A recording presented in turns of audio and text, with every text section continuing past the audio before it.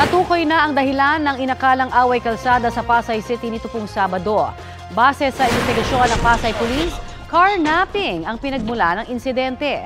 Natuntun daw kasi ng isa sa mga naarestong Chinese na si Zhang Zhaolie ang tumangay sa kanyang ibinibentang luxury sedan. Yan din ang isa pang Chinese na naaresto na si Zilong. Kaya sakay ng SUV na minamaneho ng kanyang driver, sinundan ni Zhang Zizi hanggang sa banggain nila ang kotse sa bahagi ng Rojas Boulevard. Sabi ng isang saksi, pinaputukan ng mga sakay ng SUV ang hinahabol nitong kotse. Bumaba pa raw ang mga sakay ng dalawang sasakyan at nagpalitan ng putok ng baril. Itinanggi ng driver ni Zhang na namaril siya. Nakumpiska sa mga sangkot sa insidente ang 2 baril at isang replica assault rifle. Nakakulong sila sa Pasay Police Detention Center at mahaharap sa karampatang reklamo.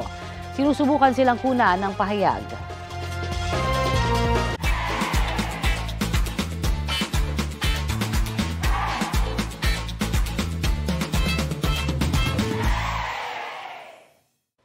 Kapuso, para sa mga maiinit na balita, mag-subscribe sa GMA Integrated News sa YouTube. Sa mga kapuso naman abroad, subaybayan nyo kami sa GMA Pinoy TV at sa www.gmanews.tv.